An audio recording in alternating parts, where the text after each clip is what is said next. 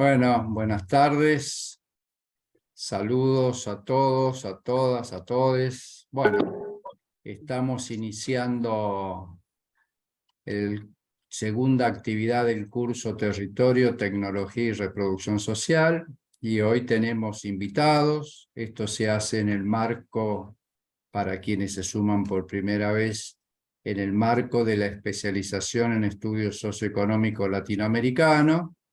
Y es una actividad que también se impulsa desde el Centro de Pensamiento Crítico Pedro Paz de la Universidad Nacional de San Luis, Argentina. Bueno, sin más y para aprovechar el tiempo, le doy la palabra a Julio Gambina, profesor de la casa, para que, bueno, presente a los invitados, invitada y también para coordinar el evento. Adelante, Julio, por favor.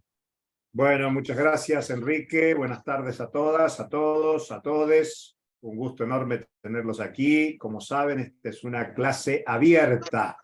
O sea, además de los participantes de la especialización, tenemos compañeras y compañeros que están cursando junto con Enrique y conmigo el doctorado en desarrollo territorial. Y también hemos invitado a algunos investigadores, investigadoras del Centro de Pensamiento Crítico y algunos compañeros, compañeras que habitualmente protagonizan las distintas conferencias, paneles, debates que organizamos del Centro de Pensamiento Crítico Pedro Paz. Así que bienvenidos, bienvenidas, bienvenides a todos los presentes. Decirles que hoy tenemos dos invitados especiales, son dos conferencias que vamos a tener hoy. Si hay tiempo, habrá posibilidad de algún intercambio mínimo. La idea es que vamos a ir, son las 18 horas de la Argentina. Digo esto porque los compañeros de México deben haber terminado de almorzar hace 2 segundos. 2 segundos, 2 segundos. Exactamente, 2 segundos. Y más que bien, solo una quesadilla rápidamente para que no me muera de hambre. Bueno, muy bien. Contribuimos a la dieta de los profesores mexicanos. Qué bueno que está eso. La idea es que tengan unos 35, 40 minutos de exposición cada uno y les pedimos a los participantes, si quieren hacer alguna pregunta, algún comentario, ponerlo en el chat.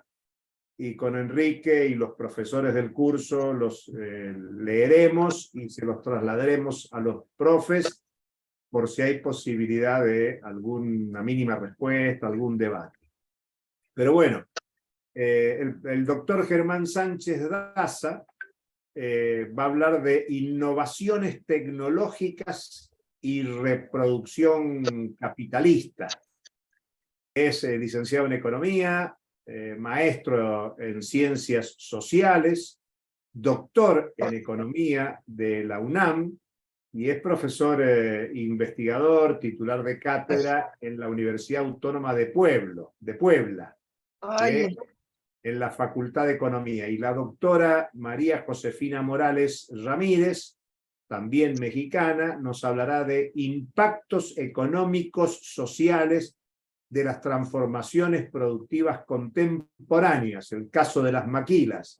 Josefina es investigadora titular del Instituto de Investigaciones Económicas de la Universidad Nacional Autónoma de México, doctora en estudios latinoamericanos por la UNAM, es miembro del Sistema Nacional de Investigadores de la Red de Economía Mundial y del Grupo de Trabajo de Crisis y Economía Mundial. Es docente y tutora en el posgrado de Geografía y del posgrado de Estudios Latinoamericanos de la UNAM. Y decirles que hasta hace muy poquito fue la presidenta en los últimos 3 años de la CEPLA, la Sociedad de Economía Política y Pensamiento Crítico de América Latina y el Caribe.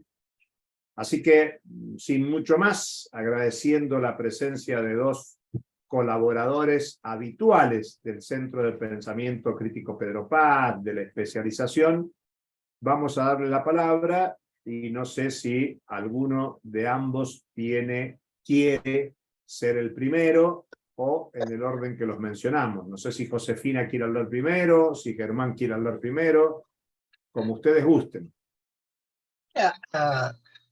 A ver, Germán, yo voy a hablar en particular de la maquila. No sé si tú tengas una exposición más amplia como marco. Sí, podría ser entonces, Josefina. Sí, Primero, así es. Germán. Sí. Ok, Bueno, gracias. Germán, te escuchamos. Bien, bueno, pues primero, pues darle las gracias a Julio, a Enrique por la invitación y por supuesto al Centro Pedro Paz, que sigue activo promoviendo el pensamiento crítico. Para mí es un gusto poder dialogar con todos y todas ustedes. Muy buenas tardes. Y bueno, pues vamos a proceder a exponer.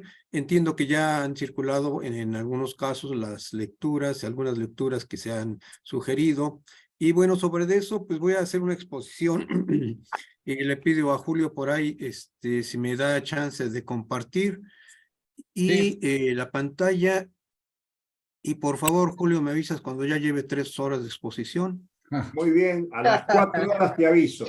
Perfecto. Para seguir tu tradición.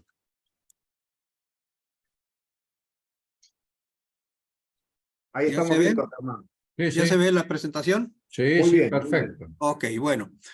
Pues sí, efectivamente, platicando, pues me invitaron a participar en el curso sobre este tema y vamos a tratar de abordarlo en 3 aspectos principales, ¿no? Más la introducción y las reflexiones finales. Bueno, me parece que es fundamental hoy comprender el cambio tecnológico, las innovaciones, en el marco de lo que sería la modernidad capitalista. Me parece que es fundamental el poder recuperar ese contexto en el cual estamos precisamente, o se ha planteado el problema de la debacle atmosférica, ecológica, y que en algunos casos denominan como antropoceno. Sin embargo, en realidad estamos hablando de la época del Capitaloceno, y por eso me pareció muy interesante el poder recuperar las ideas que nos propone Bolívar Echeverría en el sentido de que estamos viviendo la modernidad capitalista. Y de ello, pues destaca 4 elementos básicos Bolívar Echeverría en términos de la modernidad capitalista. Por un lado, lo que es el conocimiento científico como fundamento, es decir, cómo se instauró el conocimiento científico como el máximo de los saberes mundiales y con ello pues subordinando y relegando todos los demás conocimientos, incluidos los tradicionales. El segundo aspecto es precisamente el humanismo burgués, ¿no? Que está vinculado con el individualismo y el antropocentrismo. La primacía, en tercer lugar, la primacía de lo económico y por tanto del productivismo, y finalmente basado en lo que sería el Estado Nacional con todas las implicaciones que tiene sobre la actividad política individualizada y restringida a la democracia occidental, entendida como tal. Otro elemento, y sobre todo la idea de la modernidad, tendría no la modernidad capitalista como lo planteaba Bolívar Echeverría, sino la posibilidad de la modernidad abrió a partir de lo que sería la técnica, o como lo dice Montfort, la neotécnica, abrió la posibilidad de que el ser humano se relacionara de manera distinta con la naturaleza. Sin embargo, en la medida que esa modernidad adquirió la forma capitalista, simplemente se logró imponer el capitalismo, la acumulación sobre esa posibilidad, y en ese sentido Marx planteará que se da la ruptura de la naturaleza con respecto al ser humano, y por tanto surge lo que Marx denomina la enajenación o la ruptura del metabolismo entre ser humano y naturaleza. En este sentido, y solo como alusión, pues podemos mencionar precisamente en esta ruptura, pues todo lo que significa el desastre ecológico que mencionaba, ¿no? Y aquí solo lo ilustro con lo que sería la huella ecológica de la humanidad, que es superior a la biocapacidad para lograr entonces esta identidad del ser humano y naturaleza, que repito, de acuerdo con Marx, esta identidad se ha enajenado. Entonces, me parece que esto es fundamental para comprenderlo y en esa idea, entonces, también, pues podríamos entrar ya directamente al tema. Es decir, la tecnología, el desarrollo de la tecnología, habría esa posibilidad, pero el problema es que esta tecnología, esta relación, pues se vio subordinada por todo lo que he mencionado de la modernidad capitalista. Y entonces, pues a partir de pues prácticamente desde el siglo XIX, a finales del siglo XIX y principalmente a inicios del XX, se empezó a plantear el tema de la innovación y del cambio tecnológico de manera importante en lo que sería el pensamiento económico en particular, aunque ya desde antes, desde el propio positivismo, se había planteado la cuestión de la ciencia como elemento central de la humanidad. Pues a partir de 1922, con el trabajo de Kondratiev, se empieza a plantear los famosos ciclos largos, es decir, una trayectoria económica a partir de lo que sería el cambio tecnológico. Aquí solo ilustro esto con lo más reciente, es decir, con la intervención del Foro Económico Mundial y su concepto de disrupción, ¿no? Y lo pongo porque es una novedad. Si ustedes ponen en el Google ese concepto antes de 2015, aparecerá quizá una o dos veces, pero después de esto de 2015, 2016, se multiplica por varios miles o millones de veces. Entonces, estas palabras que nos propone Klaus Schwab, pues simplemente vienen a ser una moda que se convierte en una práctica ideológica y económica. Y nos empezó a plantear en 2016 la famosa cuarta revolución, ¿no? Encabezada por lo que serían los sistemas ciberfísicos o lo que sería la inteligencia artificial. Y nos decía que estamos al borde de una revolución tecnológica que cambiará fundamentalmente la forma en que vivimos, trabajamos y nos relacionamos unos con otros. Es decir, esta idea que, por eso hablaba él de disrupción, es decir, un cambio total de la forma de vida, de la forma de reproducción de la sociedad, ¿no? No es, pues, solo él, sino que ya el pensamiento económico, decía yo, desde Kondratiev se empezaba a plantear. Y en particular en los últimos años se empezó a desarrollar también lo que serían las nuevas teorías económicas y sociales sobre el cambio tecnológico. Esto lo ilustro también ahora con esta autora que es Carlota Pérez, ¿no? Que ha desarrollado toda una teoría de la corriente neo-schumpeteriana, que ha desarrollado toda una teoría sobre el cambio tecnológico, ¿no? Y ella nos plantea no 4, sino 6 revoluciones industriales, ¿no? Estaríamos en la sexta, ¿no? Hacia la década de los 2000, y que entonces trata de responder a las preguntas centrales: ¿cómo se dan las revoluciones tecnológicas? ¿Cómo se dan los procesos económicos, sociales y culturales que incluyen la invención, la innovación, la difusión y por tanto el vínculo de la revolución tecnológica con el desarrollo? Todo esto, pues, simple y sencillamente, pues ella lo esquematiza para el último caso. Ella plantea que durante estas expansiones de los cambios tecnológicos hay dos grandes momentos. Uno que es la instalación y el otro es el despliegue. En su perspectiva, y solo la aludo solo como ilustración, trataba de explicar precisamente esta fase de financiarización de la economía como la fase en la cual apenas está desplegando esta nueva revolución tecnológica, ¿no? Entonces, bueno, ella va a plantear que a partir de ya de la expansión y luego el despliegue, pues efectivamente vendrá la expansión del bienestar, el desarrollo, etcétera. Y bueno, yo lo que quería pues entonces explicar es precisamente esta parte en la cual pues también hay un gran mecanismo y un determinismo tecnológico en muchas de las visiones que analizan el cambio tecnológico a nivel mundial.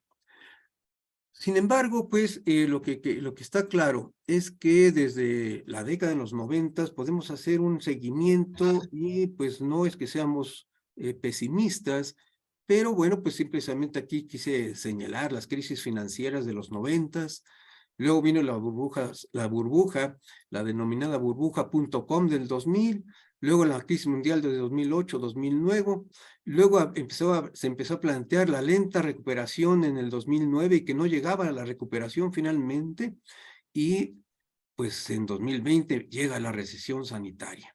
y si seguimos podremos decir continuará. Entonces, el problema fundamental que van a empezar a plantear desde el capital, desde el punto de vista del capital, es que en realidad, a partir de la crisis mundial de 2008 y desde antes propiamente, empiezan a señalar que el problema fundamental es la productividad, que no se ha elevado la productividad lo suficiente como para lograr un crecimiento y un desarrollo que satisfaga las necesidades. En realidad hablan de las necesidades del capital, no las necesidades sociales, ¿no? Y en ese sentido, entonces, se empieza a plantear la crisis como una crisis de productividad. Al respecto, pues aquí ilustro este problema de la crisis de la productividad con la productividad laboral de 6 países, 3 de los países centrales, Alemania, Estados Unidos y Francia, desde 1951 hasta el 2021. Y ustedes pueden observar que estos países, y Japón se va a integrar un poco después, pero bueno, la tendencia a decrecer de la productividad laboral. En tanto que China e India pues tienen una curva distinta porque se integran más adelante hasta la década de los 90 con este acelerado crecimiento de la productividad.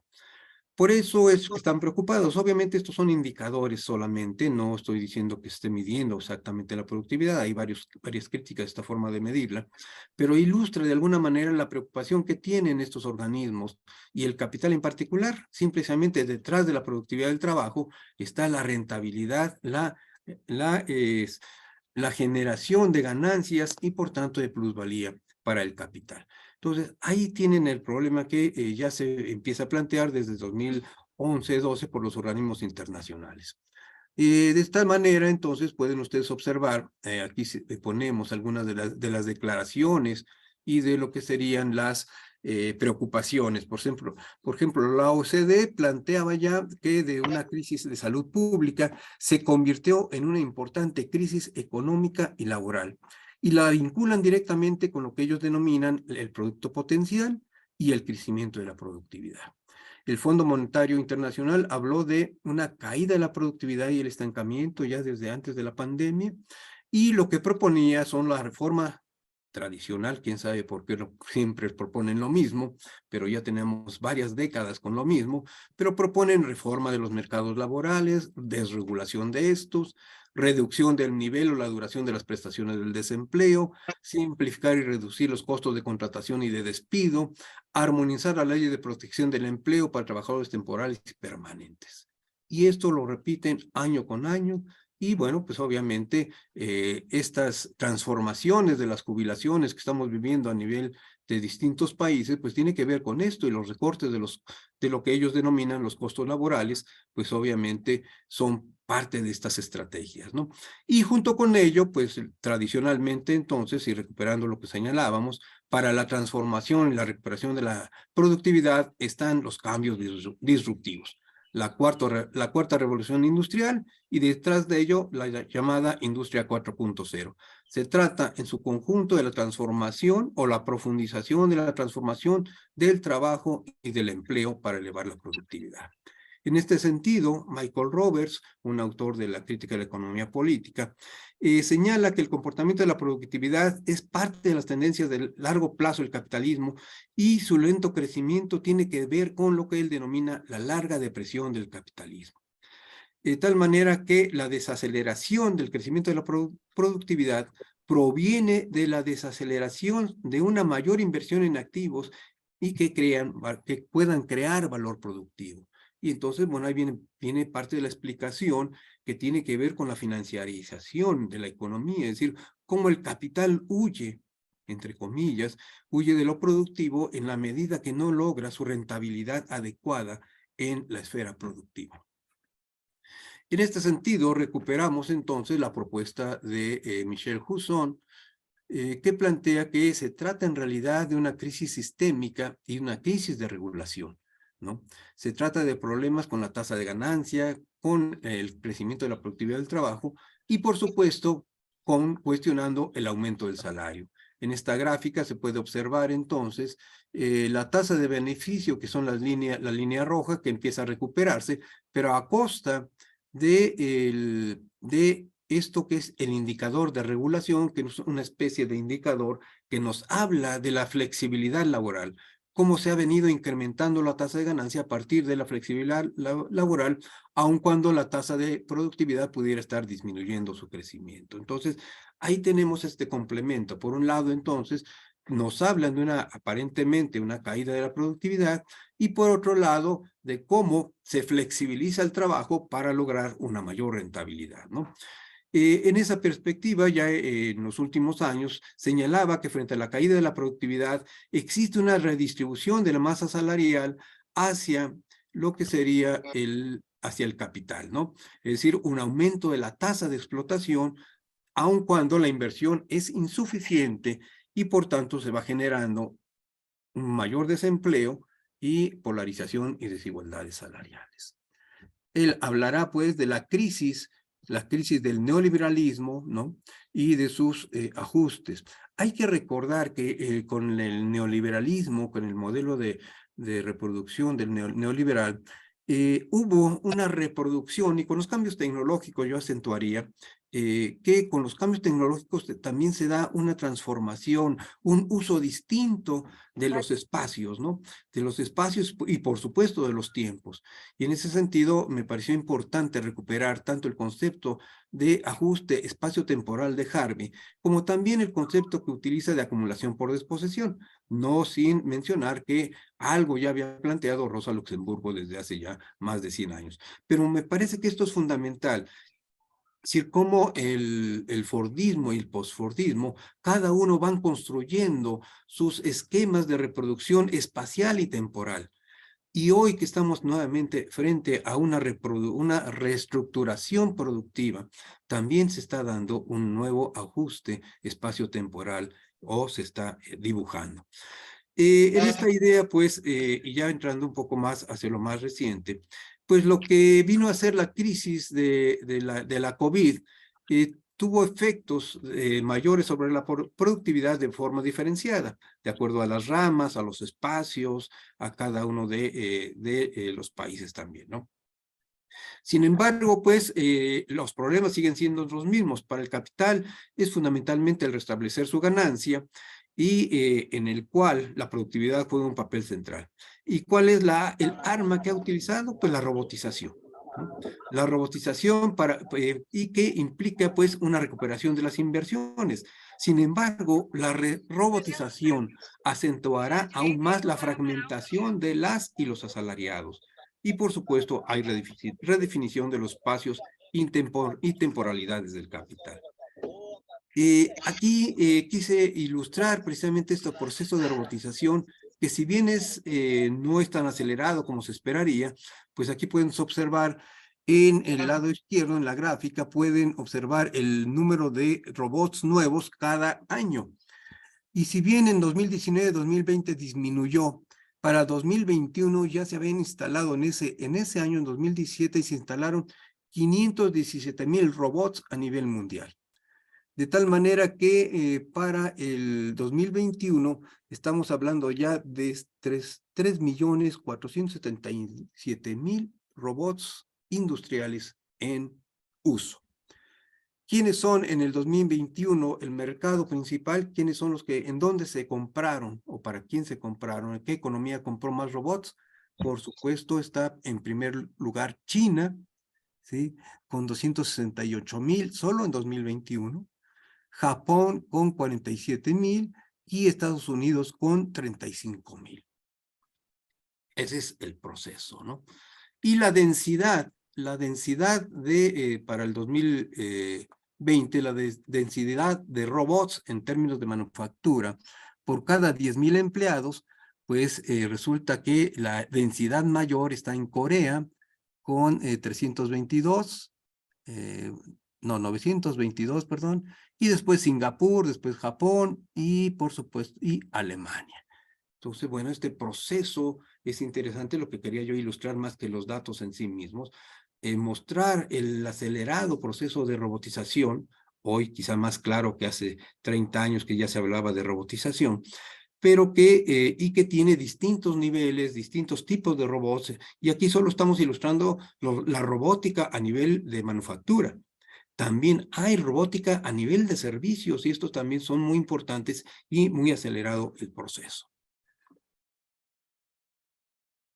Sin embargo, pues, a pesar de lo que se señala, y por eso decía la aparente caída de la productividad, aquí tenemos el índice de productividad y salarios. En la gráfica de arriba ustedes pueden observar el índice tomando 1999 igual a 100 de 52 países de alto ingreso. Y la productividad se ha multiplicado en 20 años, ha crecido en un total de un 20%. Y los salarios han crecido en menos del 15%. Entonces, ahí está la brecha en la cual, pues, si los salarios no obtienen el valor generado, entonces se va para las ganancias, ¿no? Y en la gráfica de la derecha pueden observar que el crecimiento de los salarios en su conjunto es cada vez menor. Entonces, no es que, y esto por eso dije aparente, reitero aquí, no es que caiga la productividad. Lo que está disminuyendo es la tasa en la cual está creciendo la productividad. Y esto es muy importante, porque el capital se olvida cuando habla de productividad, es que está disminuyendo. No, no está disminuyendo la productividad. Lo que está disminuyendo es el ritmo en el cual está creciendo y el cual se preocupa mucho el capital. Bueno.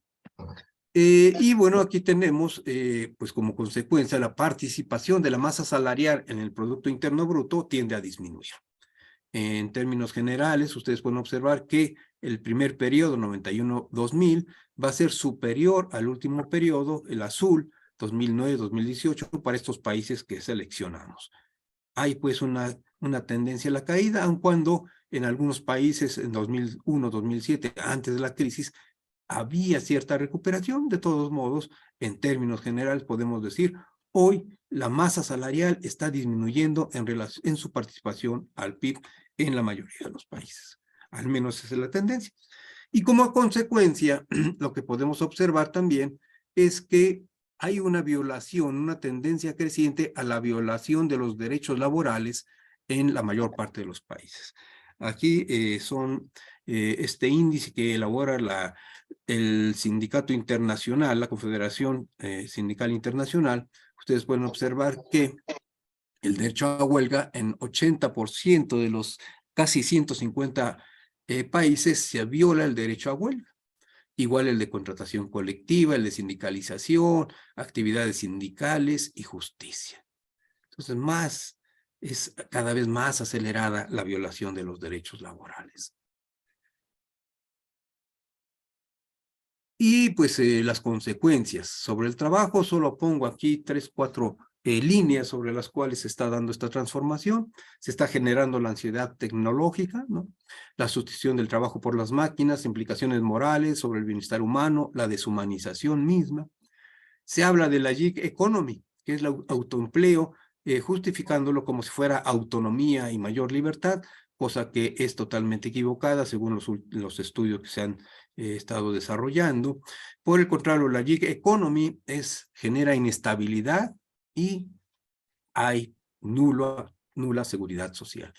Hay una recualificación y también una descalificación de la mano de obra, es decir, se dan los dos procesos, depende de los puestos de trabajo, depende de las ramas económicas específicas y, por supuesto, en términos generales podemos hablar de una mayor flexibilidad. El desempleo tecnológico, como una amenaza y quizá como una presunción, podríamos decirlo. El Foro Económico Mundial en el 2016 empezó a plantear, ¿verdad? Empezó a plantear precisamente esta idea de que la cuarta revolución traería miles, millones de desempleados. Se habló cuando hizo su presentación, se habló que cerca del 50% de la fuerza de trabajo podría estar, de la fuerza de trabajo de Estados Unidos podría estar amenazada por el desempleo.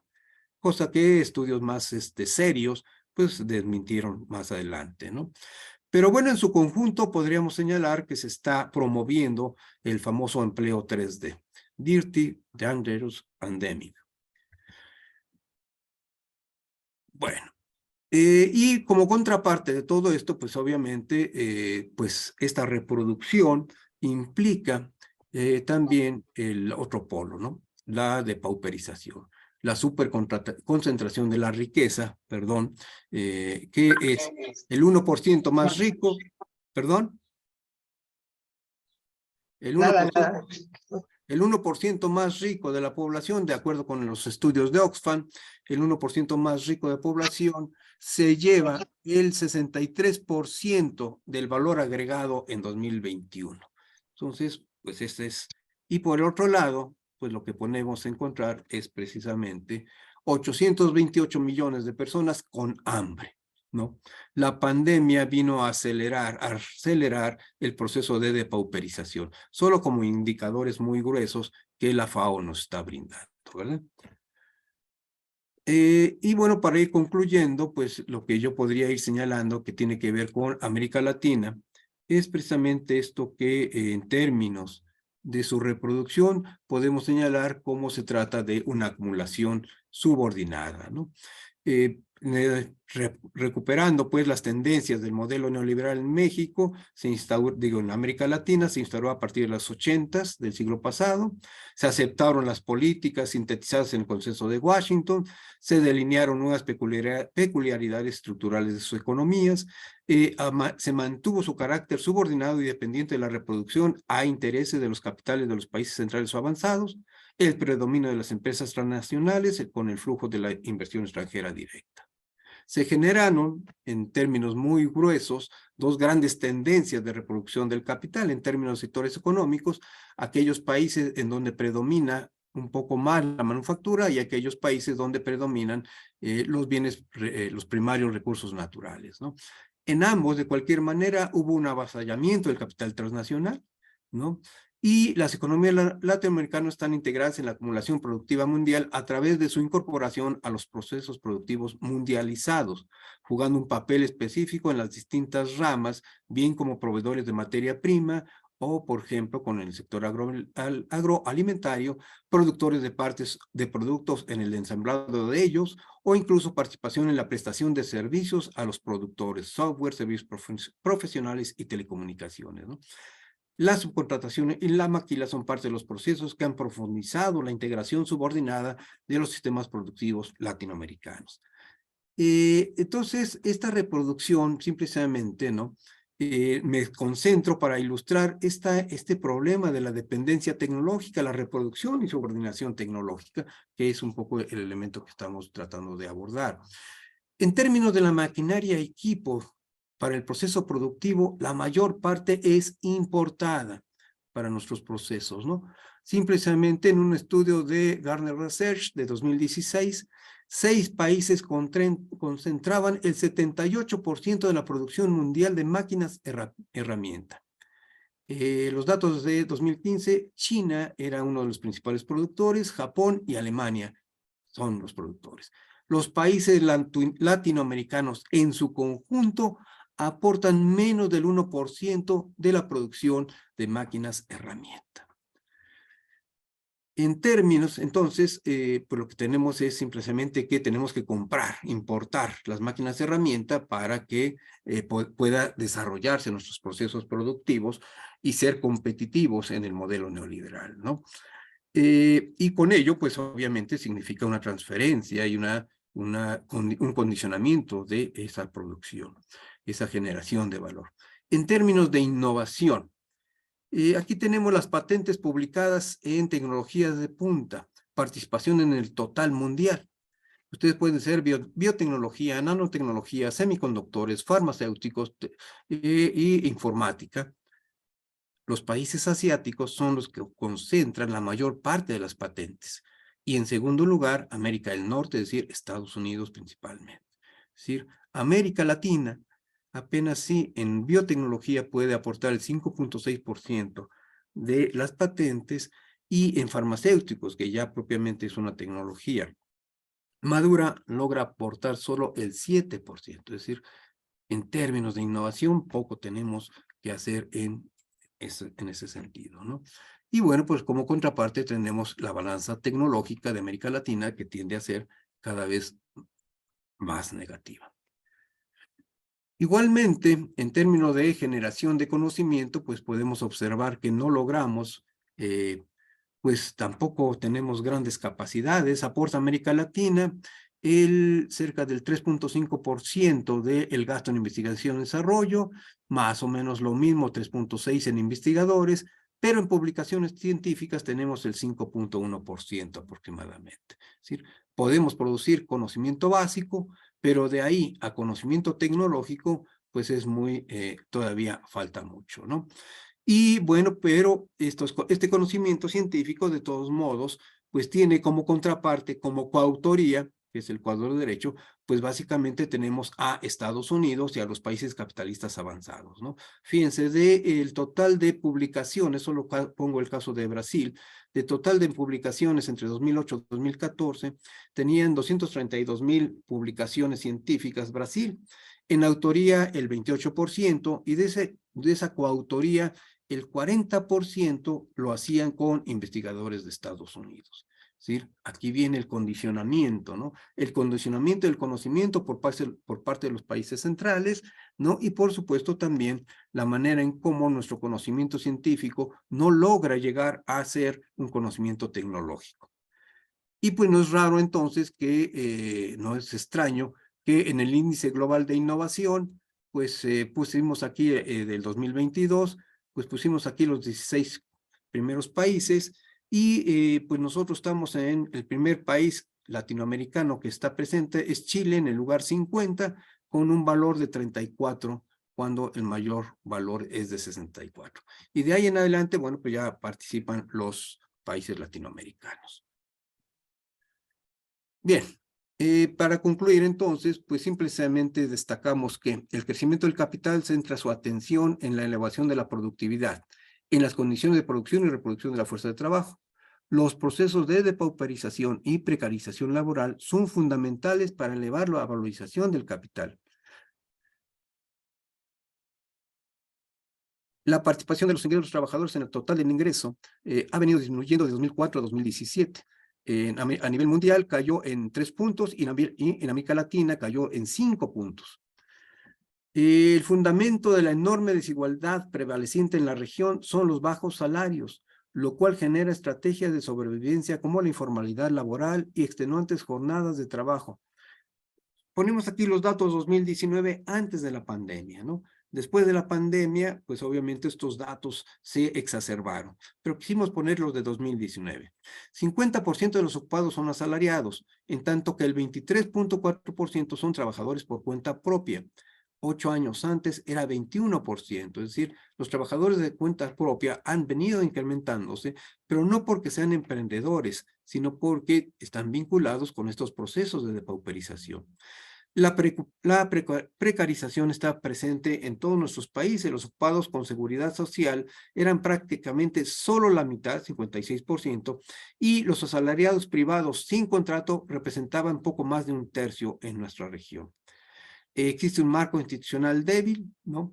Hay, si bien establecen o hay normas de protección formalmente establecidas, en los hechos está erosionado todo por el autoritarismo, la corrupción gubernamental, la imposición de los intereses del capital en las relaciones laborales. Gran debilidad de la organización de los trabajadores. Solo hay el 9.5% de trabajadores asalariados sindicalizados. Y, por supuesto, hay un profundo desempleo, ¿no? En 2019 fue de 9.6, en 2020 13.6, ¿no? Actualmente ya llegó nuevamente al 7.3 en 2022, a 7.3 el desempleo. Sin embargo, pues habría que agregar a la tasa de desempleo la tasa de subempleo y lo que se conoce como aquellos que ya no quieren trabajar o ya no pueden más bien trabajar, ¿no? Y que pues ya en conjunto, para el caso de América Latina, pues ya representan más, ya entre desempleados, subocupados y aquellos que ya no buscan trabajo porque se han decepcionado y se plantea ahora que ya son PEI, no PEA, pues ya llega a ser cerca del 30 y tantos % en América Latina, ¿no? Y bueno, pues todo lo que nos dejó la pandemia es que el desempleo ha afectado más a las mujeres y a los jóvenes y por tanto pues también ha venido a reforzar estos patrones de desigualdad en nuestras regiones. Bueno, lo dejo hasta aquí. Muchas gracias. Espero no haber excedido el tiempo.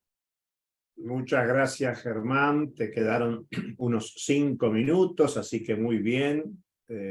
Muy buena presentación. Decirles a todos los presentes, a todas las presentes, que la presentación estará a disposición en la página. Se integra la bibliografía de la especialización, así que todos podrán repasar, y como la charla está grabada, también van a poder ver la grabación, porque hemos descubierto que hay, no sé si todos los mexicanos, pero acá tenemos un mexicano que habla mucho más rápido que cualquier argentino o argentina. Así que quien quiera mirarla con lentitud, disfrutarla de a poquito, lo va a poder hacer mirando la grabación o leyendo la presentación. Así que También muchísimas están, gracias, Germán. Muy ilustrativa, una gran capacidad de síntesis para recopilar información que la mayoría de nosotros no tenemos al alcance. No sé, Enrique, si querías decir algo, si no le pasamos ya a Josefina. agregar solamente que también participan los doctorandos del doctorado en desarrollo territorial de la Universidad de Río Cuarto y los maestrandos también de la UAP, en donde Germán está participando, y seguramente Josefina también tendrá sus estudiantes, nada más. Bueno, muy bien. Muchas gracias entonces, Germán. Josefina, habilita micrófono y adelante, te escuchamos. Buenas tardes y muchas gracias a Enrique y al Centro de Pensamiento Pedro Paz por la invitación a esta reflexión colectiva desde México, ¿no? Que tenemos a veces distintas experiencias en nuestro desarrollo dependiente, ¿no? Tenemos distintas experiencias. Recordemos, pobre México, tan lejos de Dios y tan cerca de Estados Unidos. Ya lo decíamos desde el siglo XIX. Entonces, bueno, yo voy a hablar sobre la maquila, pero antes voy a hacer un agregado.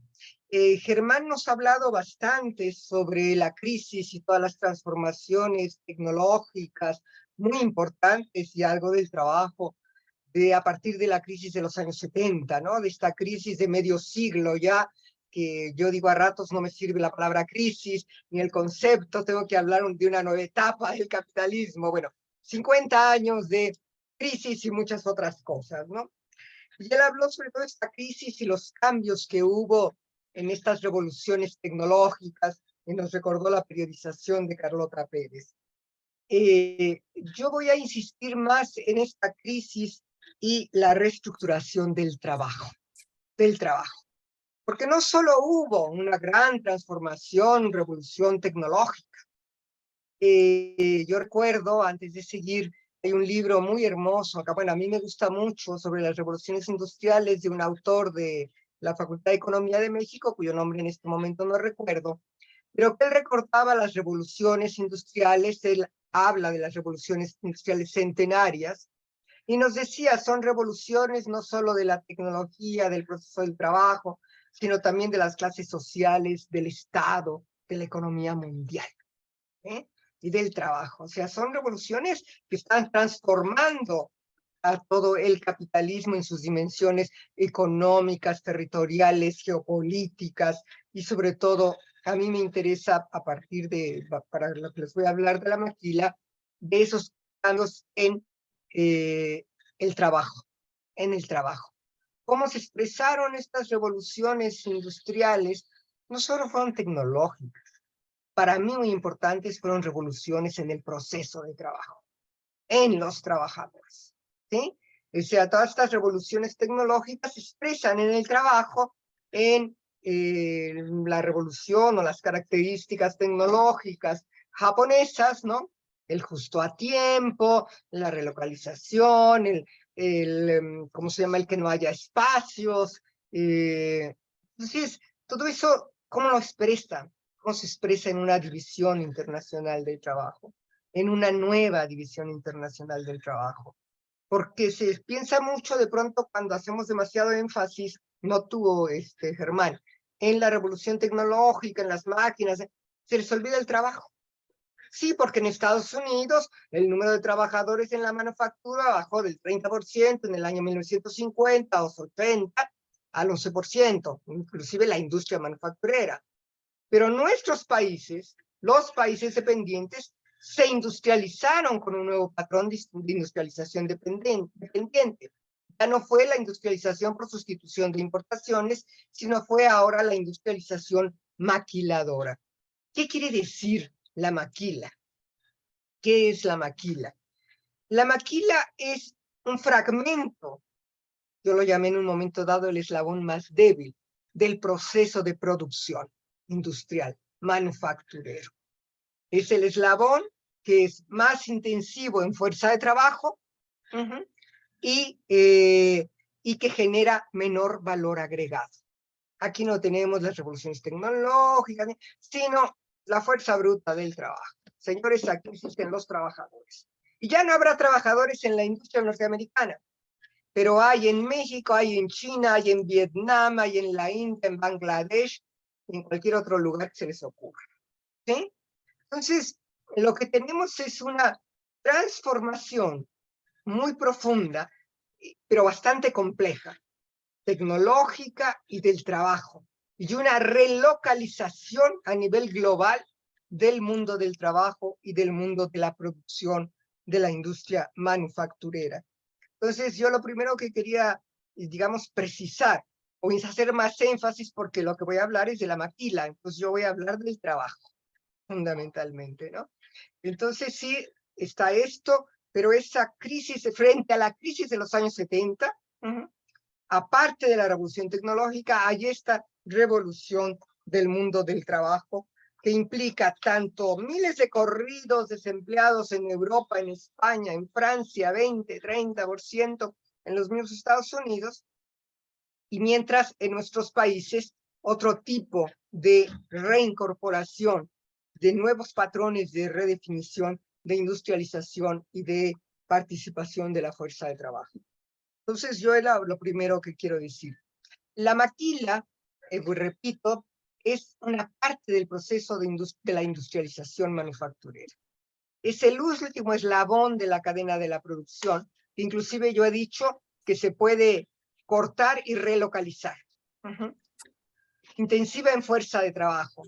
Intensiva en fuerza de trabajo y desde luego que se caracteriza por tres aspectos fundamentales. Yo diría que el primero es el bajo valor de la fuerza de trabajo. No les voy a leer lo que tengo escrito, se los voy a mandar, pero por ahí hay una cita de algún industrial norteamericano de los años 80, finales de los 70, que decía que una cosa es pagarle en dólares a los trabajadores norteamericanos y otra es pagarle en centavos a los trabajadores de Centroamérica y del Caribe. Entonces, una de las primeras razones para acompaña a esta reestructuración industrial es el bajo salario. La revolución tecnológica va a permitir acelerar, consolidar un proceso de fragmentación del proceso productivo. O sea, tú fragmentas procesos productivos y relocalizas, dispersas por otros territorios antes del proceso de producción. E insisto, vas a relocalizar los procesos que son más intensivos en fuerza de trabajo.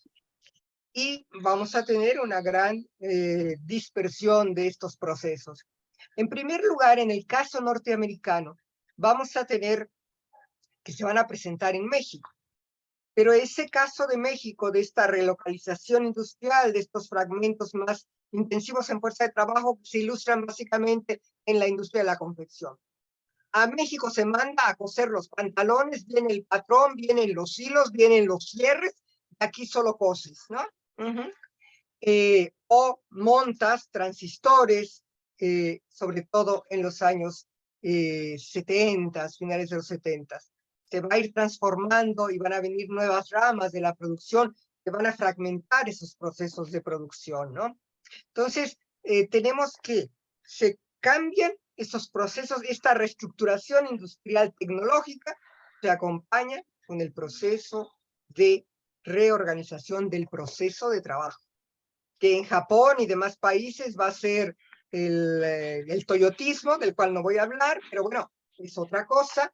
Y en nuestro país, en nuestros países, y en particular en México, se va a presentar que te vas a encadenar a esos procesos de producción, por lo que yo alguna vez llamé el eslabón más débil de la cadena de producción. ¿Y por qué lo llamé en el año 2000 o en el año 99, cuando escribí este artículo del eslabón más débil de la cadena? Porque se podía fragmentar y relocalizar en cualquier otro lado. Y entonces apareció China. Y entonces con China, toda la dinámica que había de un gran desarrollo maquilador en México, pues va a tener cambios importantes, ya no va a crecer en la misma dinámica, y vamos a tener que se relocaliza esta producción maquiladora en Asia. China en primer lugar, pero vamos a tener Vietnam, vamos a tener Bangladesh. Alguna vez hacía un trabajo sobre la maquila en España, sobre la maquila de Máximo Dutti, del grupo Zara, ¿no? Del grupo Inditex. Entonces, la segunda vez que fui a visitarlos, me di cuenta que me había equivocado, que yo tenía que haberme ido a Bangladesh y no a La Coruña. En La Coruña ya no había trabajadores, en Bangladesh había 300.000 trabajadores que trabajaban para la maquila de Inditex, de Zara y compañía, ¿no? Entonces, lo que tenemos es que esta reestructuración industrial, en la cual a mí me interesa insistir en el predominio de la reestructuración sobre el trabajo, va a permitir una mayor dispersión y fragmentación del proceso de producción, pero a nivel global. Ya no solo en los años 70, que fundamentalmente en el caso de Estados Unidos era México, Estados Unidos. No, de pronto ahora podemos ver, no son los últimos datos, pero 2015 o cosas así, los datos que nos da la UNTAD en los reportes de la inversión extranjera, que varias grandes empresas norteamericanas como la Ford, como General Motors, tienen que el grueso de sus trabajadores y el grueso de sus activos están fuera de su país, no están en Estados Unidos, están fuera de su país, y no se diga su mercado, ¿no? No solo es el mercado norteamericano, sino el mercado mundial.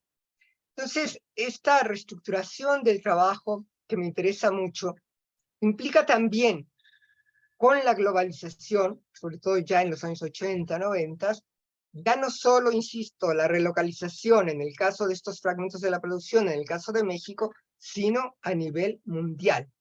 De pronto aparece la maquila, les digo, en el caso de México empieza a mediados de los años 60, cuando se termina lo que se llamó el Acuerdo de Braceros con Estados Unidos. En la Segunda Guerra Mundial, un acuerdo entre México y Estados Unidos para mandar trabajadores campesinos mexicanos a Estados Unidos para compensar la falta de fuerza de trabajo que se había ido a la guerra.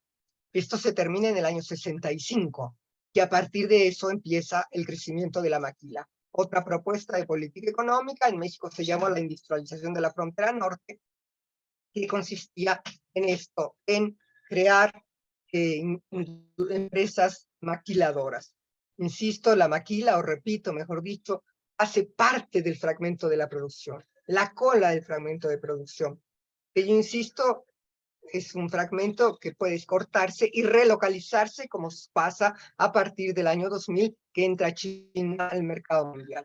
Y entonces ya México deja de ser el principal país maquilador del mundo. Y aparecen lo que se llamaba, ¿dónde se localizan estas empresas maquiladoras? En territorios de excepción, inicialmente en las fronteras. Son territorios de excepción porque son territorios donde no se paga impuestos, donde no hay organización sindical, donde no se paga agua, donde no se paga teléfono, ¿no? Algunos los llaman, son enclaves territoriales, los podemos llamar enclaves, sí o no. Ajá. Como los viejos enclaves de extractivistas de mediados del siglo XX en América Latina. O, en este caso, enclaves de fuerza de trabajo. Hay un autor que estudia la maquila en Santo Domingo, en la República Dominicana, y hablaba del cultivo monoindustrial. ¿Sí? Ya no solo monoplantaciones bananeras, sino acá tenemos un monocultivo industrial con la maquila, porque ahí solo se hacían maquila de la confección, ¿no?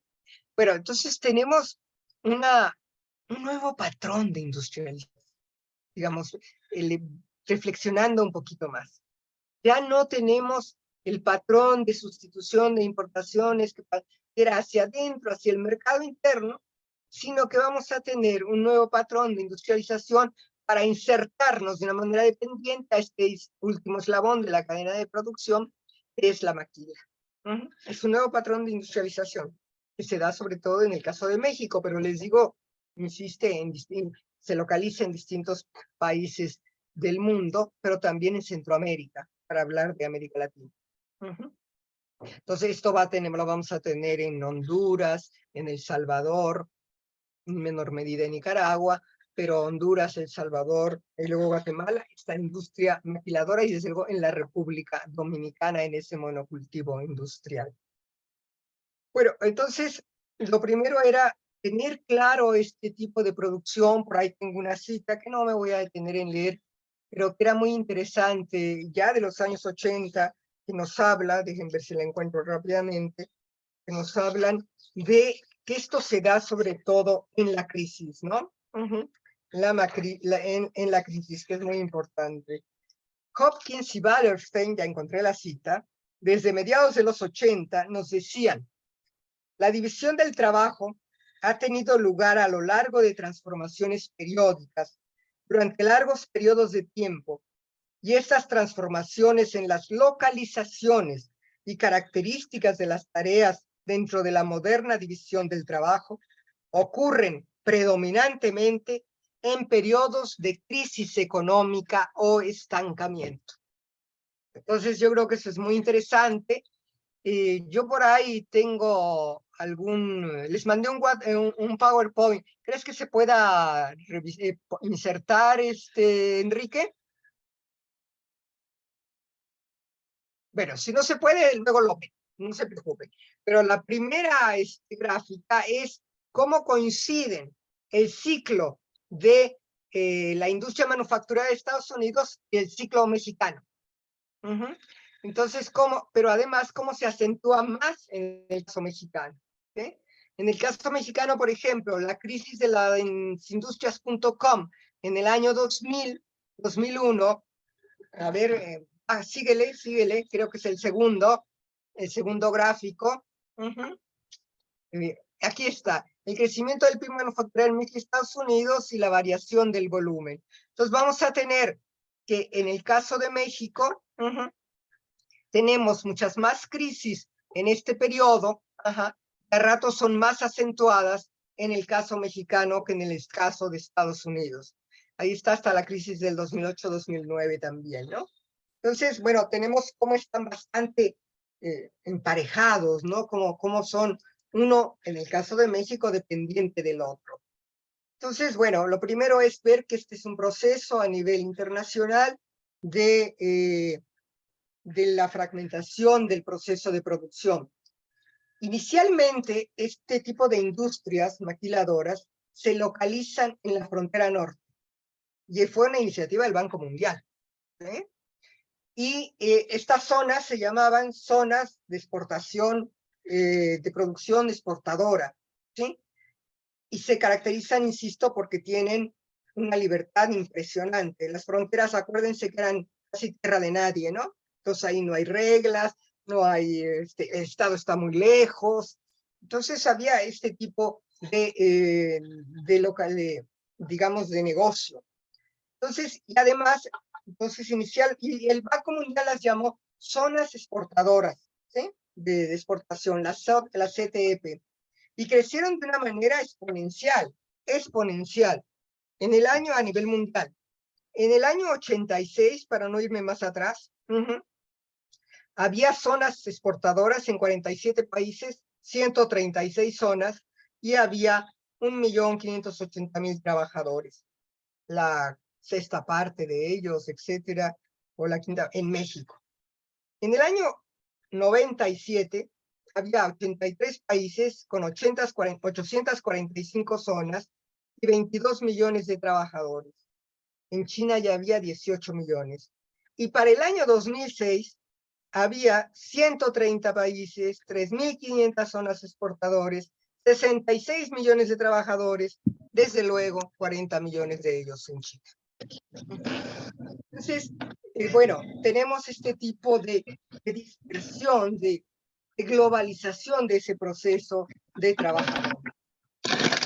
Ya yéndonos en particular al caso de México, siguiendo con la siguiente, ¿cómo se llama? El siguiente diagrama, el siguiente mapa, por favor. Aquí tenemos la industria maquiladora del año 2000. México tiene la siguiente periodización. Inicia, como les decía, después de que se termine el acuerdo de Frasero, 65-70. La primera etapa, podríamos decir, que abarca hasta los 80. Luego viene el proceso de apertura, el acuerdo con una apertura en el año 85, pero sobre todo en el 93 el TLC, 94. Entonces, entre el 94 y 2000, el crecimiento de la maquila es explosivo en el caso de México. Y aquí tenemos un mapa de la industria maquiladora en el año 2000. A principios de los años 80, la maquila solo existía en la frontera norte, en 12 municipios de la frontera norte. Pero para el año 2000 estaba en 100 municipios del país.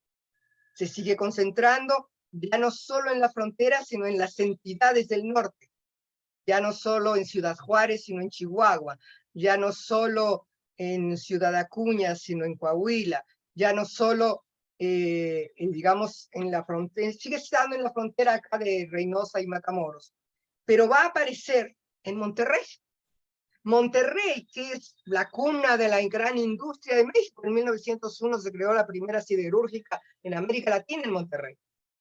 Pues Monterrey, que fue así, digamos, uno de los territorios fundamentales del patrón de la sustitución de importaciones, a partir de los años 90, y no se diga a partir del 2000 para acá, se vuelve también, tiene un gran peso la industria maquiladora en Monterrey. La industria maquiladora en la zona metropolitana de Monterrey.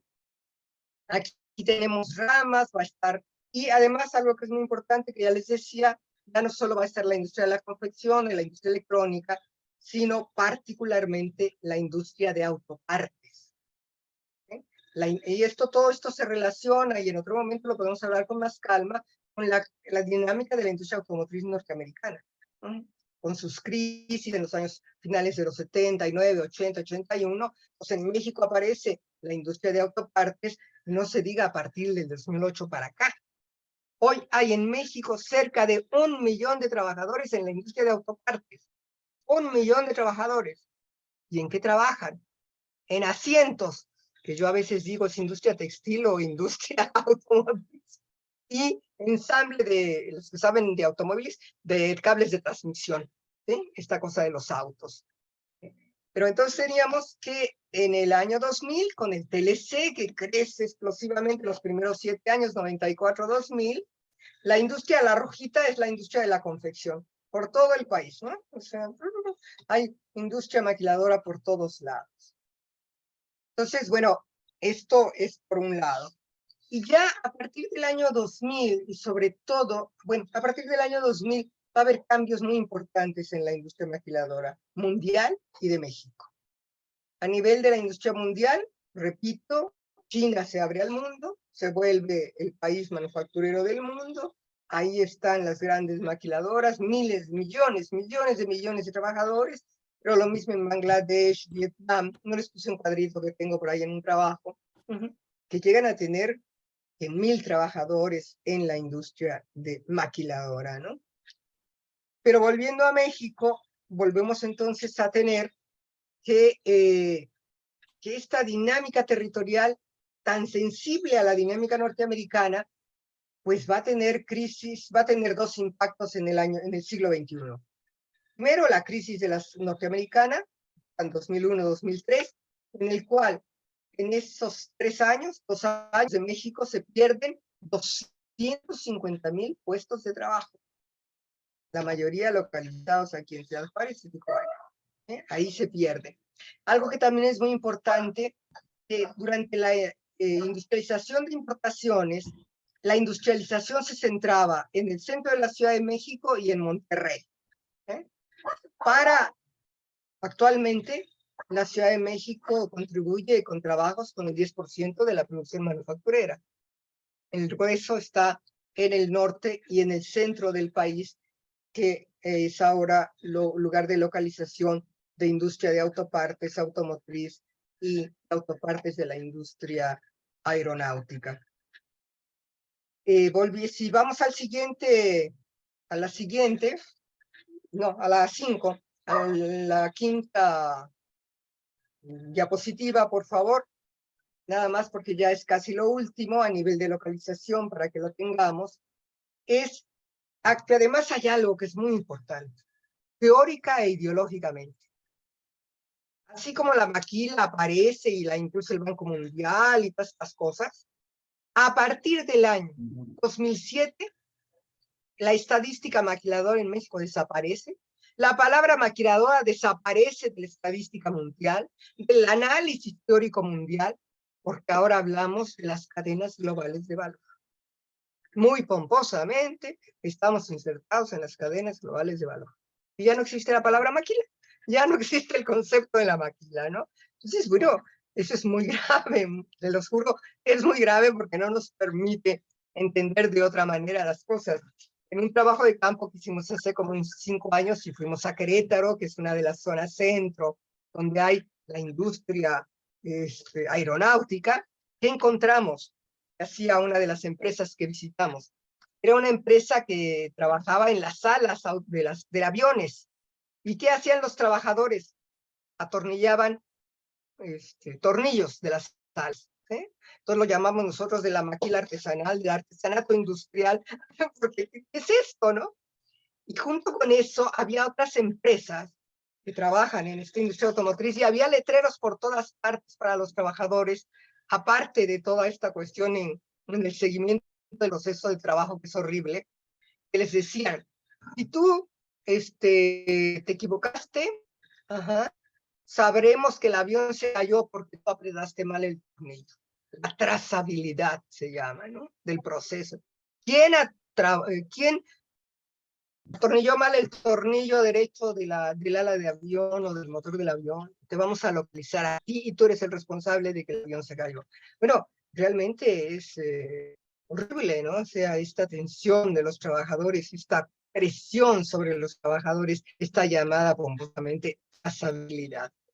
Entonces, bueno, ya les diría yo para terminar que estamos en un momento del trabajo, del proceso de trabajo, que junto con todo lo que señalaba Germán, de entender los cambios de la tecnología, los procesos tan importantes, esta revolución industrial, en que hay que insistir que el trabajo está presente.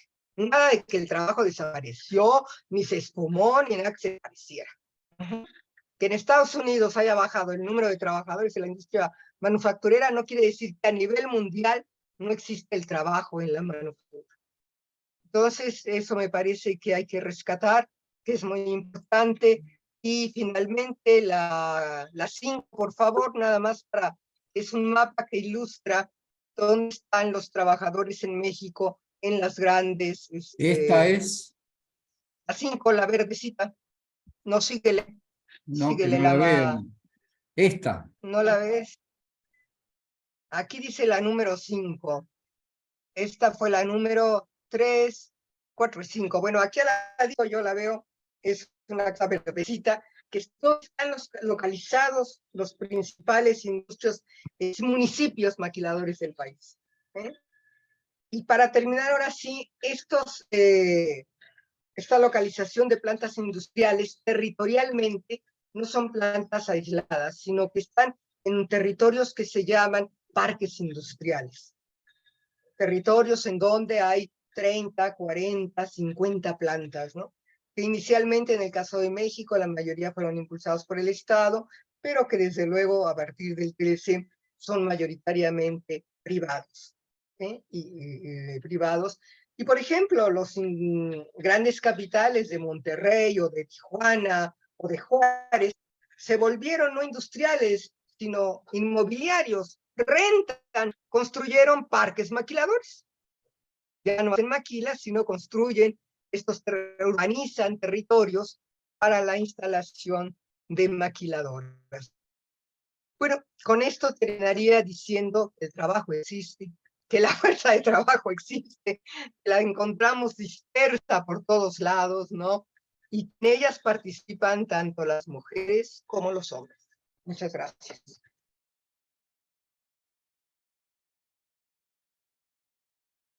Bueno, muchas gracias, Josefina.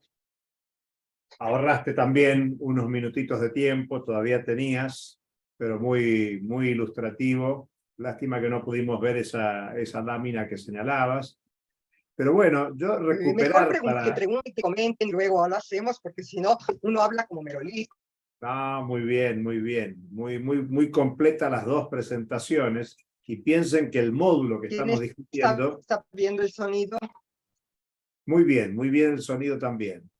Piensen que el módulo se llama Territorios, Tecnología y Reproducción Social. Por eso invitamos expresamente a Germán con el énfasis en la innovación y a Josefina con el énfasis en el tema del mercado de trabajo, fuerza de trabajo, gestión de la fuerza de trabajo, reproducción social. Por eso creemos que es necesario ver ambos aspectos. Y aquí hay vamos a aprovechar, tenemos todavía unos 10, 12 minutos. Acá hay una pregunta para Germán. Dice, a partir de la reflexión que nos dejas, ¿nos podrías hacer algún comentario acerca del lugar que ocupa la universidad y centros de formación? ¿Qué críticas, si tienes, puedes dejarnos sobre la formación en las ciencias sociales? Bueno, flor de desafío, Germán. Si estás en condiciones de contestar, adelante. Sí, bueno, muchas gracias por la pregunta. Lo que pasa es que las universidades, bueno, primero, habría que ubicar las universidades diferente a, o como una parte del sistema de educación superior en América Latina. Creo que eso es importante ahora de destacar, cuando menos en México, pero creo que también a nivel latinoamericano. Las universidades públicas en particular han venido perdiendo peso en términos de la educación superior en su conjunto, y han ido adquiriendo mayor peso, lo que sería la enseñanza tecnológica. Entonces, ahí hay un elemento que es interesante, porque esto modifica en su conjunto la educación superior. Entonces, para el caso de las universidades públicas en particular, lo que se ha impulsado a lo largo del finales de los 90 y principios, y bueno, lo que va de este siglo, se impulsó sobre todo pues las tendencias de la innovación, el emprendurismo, ¿no? Como elementos centrales.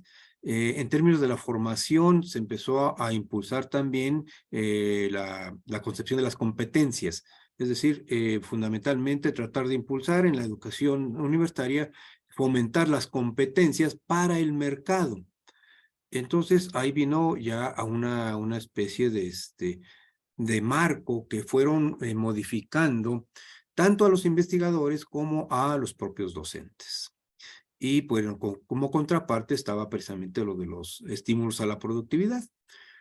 En términos de la investigación, entonces, se les ha inculcado la idea, o se ha estimulado, pues, la idea de la innovación, el emprendurismo y la vinculación tecnológica.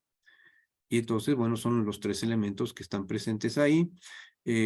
Mostraba yo esta cuestión de la ciencia y la tecnología en América Latina. Por un lado, las capacidades tecnológicas que no son tan, en términos tecnológicos no hay grandes resultados tecnológicos, y en términos científicos tenemos ciertas capacidades, pero que están limitadas y condicionadas. Por ahí precisamente un colega argentino había acuñado el concepto, Paulo Kramer, había acuñado el concepto de CANA, ciencia aplicable no aplicada. Es decir, cómo los latinoamericanos generan mucho conocimiento, pero no se aplica. ¿Por qué?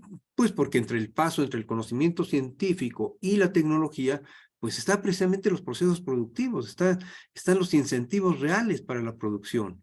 Y entonces, por más que quiera, yo he tenido en muchos trabajos de campo, entrevistas con investigadores, pues ya tienen el modelo productivo, pero pues van con los empresarios para ver si se les interesa. No, pues la tecnología me sale más barata comprarla que desarrollarla, ¿no? Entonces, bueno, pero de todos modos se ha mantenido esto y de hecho en las universidades en América Latina se ha incrementado el número el número de patentes registradas en las universidades. Pero igual, son patentes, pero no se venden. Es decir, el número de patentes que se han registrado, el número de las que se comercializan es mínimo el que se comercializa. Bueno, por supuesto, siempre va a haber diferencias. En Campinas, por ejemplo, hay un número de patentes bastante importante negociadas, pues vendidas, ¿no? Eso depende ya, pero en términos generales hay esa limitación. Y en términos docentes, pues está lo que decía yo, pues está ahora impulsando mucho la vinculación. Hoy le denominan vinculación social, ¿no? Están las competencias y el individualismo en términos del emprendurismo, ¿no? En todas las universidades ya hay toda esta idea del emprendurismo, fomentarlo. Por un lado, yo diría que no está mal el mostrarle el emprendurismo, pero es que detrás del emprendurismo está toda la ideología neoliberal del individualismo, ese es el problema. Es decir, mostraba yo, y los he mostrado en otro momento, pero señalaba yo que a nivel mundial, y un poco vinculado con lo que decía Josefina, es que los obreros siguen existiendo, los asalariados siguen existiendo, ¿no?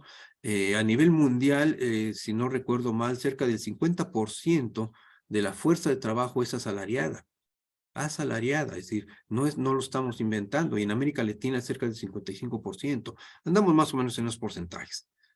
Y la pregunta es, ¿en cuántas universidades se les enseña a los jóvenes a defender sus derechos laborales? ¿No? O sea, se les enseña ahora el emprendurismo, pero no los derechos laborales ni nada de esto. ¿Por qué? Bueno, pues es la condición. Y entonces, pues esos elementos están condicionando el desarrollo de las universidades hoy.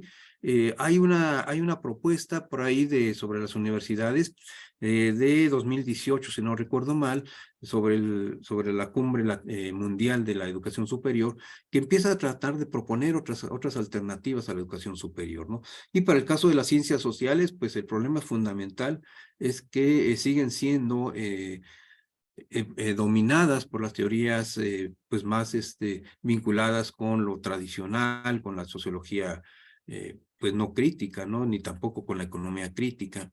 Entonces, bueno, pues por ahí están, es lo que yo podría aportar, a reserva quizás de buscar algo más sobre lo que me estaban preguntando.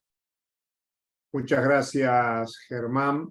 Y para Josefina Morales, estimada Josefina, en Argentina, dice Emilio Cebeso, a partir de los 2000, diferentes ciudades comenzaron a ser receptoras de industrias de call center, software. ¿Cómo interpreta esta tendencia en el contexto de las cadenas generadoras de valor y su anclaje en América Latina? Sí, yo las llamo y desde entonces se llaman maquila de servicios. ¿Sí? Maquila de servicios. Es una parte del proceso y aquí son de cobranza, de distintos fragmentos de la producción, en este caso de comunicaciones, ¿no? Entonces, sí, efectivamente, los call centers son parte de ese proceso, ¿no? O sea, las empresas comerciales, si quieren, desplazan parte de su trabajo de cobranza a este tipo de centros. O en la industria misma de telecomunicaciones, Telmex, por ejemplo, ¿no? En el caso de México, desplaza toda la nueva tecnología de telecomunicaciones. American Mobile está con otro tipo de trabajadores. Ya no son los trabajadores tradicionales de la industria de teléfonos de México, sino que están en los call centers de esta empresa, ¿no? Efectivamente, es una maquila de servicios. Yo quería agregar otra cosa de reproducción social de la maquila, ¿sí? que quisiera agregarles, ¿no? Uno, la problemática de la contaminación. Hay un libro de México, de la industria de maquiladora en Puebla, que tú conoces muy bien, Germán, que nos habla de las aguas azules. Los jeans, cuando se tiñen, y aparte de coserse, se tiñen de añil, ¿no? Y entonces hay aguas azules que inundan los territorios y contaminan los territorios, ¿no? Esa contaminación terrible.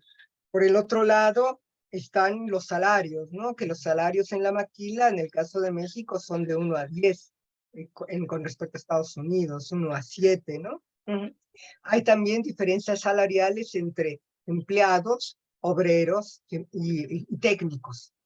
Por ejemplo, los obreros, cuando existía esta estadística de la industria maquiladora hasta el 2007, eran el 20% de lo que ganaba un empleado, ¿no? Y eso que están ahí los dirigentes. Esta diferencia salarial es muy fuerte. Y el otro gran problema territorial es que se inicia en la frontera y al cual yo me resistí mucho tiempo en aceptar, son los feminicidios. Que de pronto, cuando yo hablaba de la maquila a finales de los años 90, algunas compañeras, no sé si vivían en la frontera, me decían, pero es que los feminicidios están asociados con la maquila. No, que no fue la maquila la que provocó los feminicidios, ¿no? Pero bueno, la maquila en la frontera responde o participa de un cambio del trastocamiento de la estructura familiar tradicional. De México se van hombres hacia la frontera norte, van a querer pasar hacia Estados Unidos y de pronto ya no pueden pasar, ¿no? Se acaba el acuerdo de Braceros. Todos regresan a la frontera. Se instala la maquila 70s, principios en los años 70s, y es una fuerza, es un trabajo que inicialmente, hasta el año 80, el 80% de los obreros eran mujeres. Entonces los trabajadores no tienen trabajo. Las mujeres, aparte de que muchas de ellas van a ser madres solteras, etcétera, se vuelven las jefas de casa. Los trabajadores no tienen trabajo. Entonces, ese trastocamiento social de esa estructura familiar patriarcal tradicional, que nosotras las mujeres rechazamos, forma parte de una respuesta violenta. Y los feminicidios empiezan a registrarse en México, en Ciudad Juárez, en la frontera, la ciudad más maquiladora del país en esos años. Las ciudades, tanto Tijuana como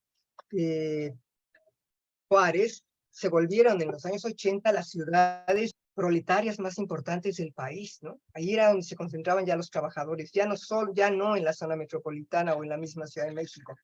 Pero este trastocamiento social, es muy violento, ¿no? Entonces, no es que le echemos la culpa a los hombres, sino que ahí se registran los primeros feminicidios de México. Entonces, todo este neoliberalismo, todo este cambio tan violento de quitarnos los derechos sociales, etcétera, tiene implicaciones muy fuertes en la estructura tradicional familiar, ¿no? Entonces yo diría que tenemos que tener también clara este agregado, digamos, social, cultural, al proceso maquilador. Muchas gracias, Josefina. Estamos sobre el cierre. Quiero leer 2 comentarios que están en el chat. Probablemente los han visto, pero vamos a hacerlo público y después le damos a Enrique para el cierre. Marina Frachetti nos dice: las maquiladoras, como dijo Josefina, han planteado una reorganización social a costa del despojo y violación de los derechos humanos. La película Ciudad del Silencio muestra claramente este proceso en Ciudad Juárez. Y Claudio Ramírez Angarita dice: en los años 80 hubo un auge en la frontera andino-colombo-venezolana de empresas que funcionaban a la par del contrabando. Luego, durante el gobierno de Chávez, se volvió a activar, pero tras su muerte decayó la producción y el comercio. Existía una fuga de trabajadores y el cambio favorecía un día, otro no, pero los grandes comerciantes se quedaban con las ganancias porque los cambiaban en dólares, cosa que no afectara la fluctuación de cambio entre pesos colombianos y bolívares. Puede decirse que había un tipo de maquila y no había seguridad social. Bueno, muchísimas gracias de nuevo a Germán Sánchez y a Josefina Morales por su permanente colaboración, y para darle el cierre le paso a Enrique. Bueno, muy bien, también agradecidos, siempre participando con nosotros, colaborando. Agradecerle el tiempo que restan a sus actividades para llegar acá al sur y abonar a la especialización en estudios socioeconómicos latinoamericanos, reflexiones que nos permiten mirar de otra manera y analizar nuestra América. Creo que las dos conferencias de hoy y los comentarios adicionales que agregaron los conferencistas nos permiten comprender, yo diría, y acá estoy pensando en los participantes, tanto de la especialización como del doctorado de Río Cuarto, el territorio real, lo material del territorio, ¿no? La complejidad, es decir, adjetivado con sus distintas caracterizaciones. Así que ha sido más que oportuno. Y decir nada más que para quienes participan en la especialización, el próximo encuentro, que va a ser el día 17 y el que sigue el día 31 de marzo, seguiremos con las lecturas, ya están indicadas. Sabemos que el día 17 trabajaremos las lecturas de la unidad 1 y parte de la unidad 2, y el día 31 haremos la unidad 3 con lo pendiente de la unidad 2. Y por supuesto, las reflexiones correspondientes de ambas conferencias, que las vamos a trabajar y traerán cada uno de ustedes sus reflexiones. También para los doctorandos de Río Cuarto va a ser muy importante, que le vamos a estar haciendo llegar inmediatamente bueno, la grabación. Agradecerles, y bueno, siempre el Centro de Pensamiento Crítico Pedro Paz los recibe con las manos, con un abrazo y con las manos vacías, porque no les damos nada realmente. Pero ustedes nos dan mucho y esto tiene un valor extraordinario. Este es un proyecto colectivo, militante, que propugnamos un posgrado gratuito. Queremos expandirlo, queremos que las universidades públicas luchen, nuestras autoridades, nuestros gremios, por financiamiento para comprender este fenómeno que muy bien Germán lo planteó, las debilidades de nuestras universidades públicas. Nos dio la clave, Germán, por dónde seguir, y por supuesto, ojalá que nuestras autoridades tomen nota. Y cuando digo autoridades, somos nosotros muchas veces, porque quienes son docentes se transforman en autoridades o son parte de los consejos directivos, consejos superiores. Entonces, es bueno este trabajo de ida y vuelta. Un abrazo a todos, seguimos en contacto y muchísimas gracias. Muchas gracias, un abrazo a todos, todas. Un abrazo a todos, mucho cariño, gracias por la invitación. Chao, nos vemos, Germán. Chao. Nos vemos, Julio, voy a tomar el avión en Ezeiza. Gracias, tomen el vuelo rápido. Buen viaje, buen viaje. Dale, gracias.